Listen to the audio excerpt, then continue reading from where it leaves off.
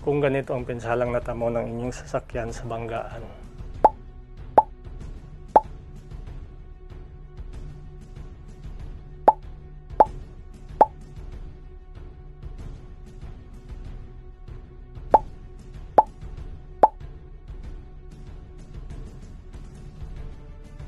sino ang may kasalanan?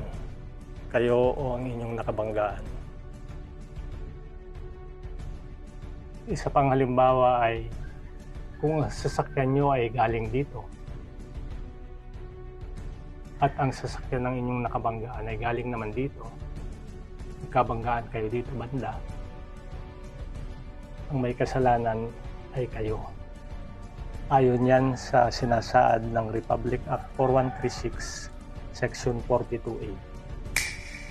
Ayon yan sa Republic Act 4136 Section 42A.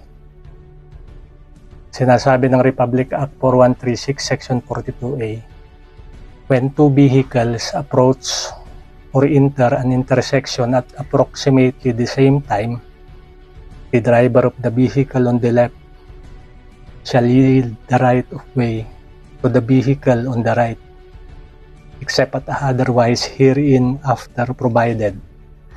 The driver of any vehicle traveling at an unlawful speed shall forfeit. Ano ibig sabihin yan?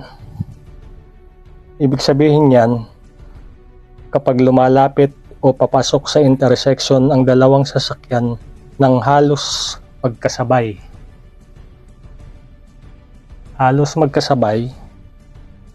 ang driver ng sasakyan sa kaliwa ay dapat magbigay daan sa sasakyan sa kanan. Ang driver ng sasakyang mabilis ang takbo ay mawawalan ng anumang karapatang makadaan na maging mayroon siya sa ilalim nito.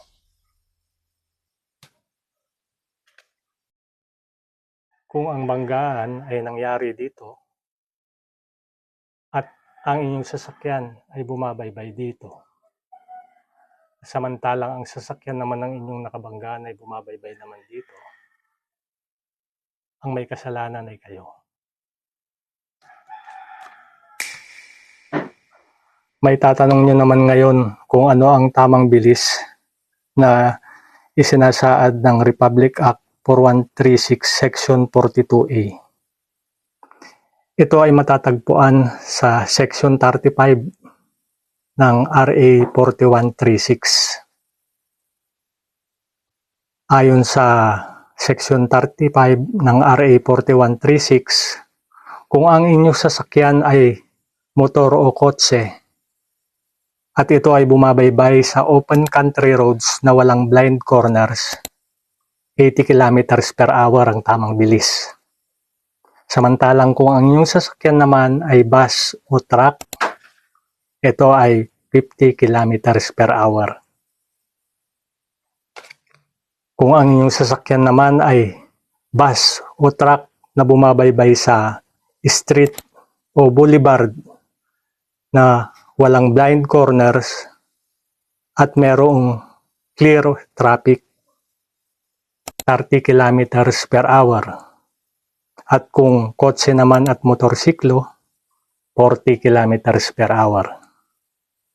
Kung ang inyong sasakyan naman ay bumabaybay sa city o municipal street na mayroong light traffic, para sa kotse at motorsiklo, 30 kilometers per hour, ganun din sa bus at truck, 30 kilometers per hour din. Sa crowded street na mayroong intersection at saka blind corners,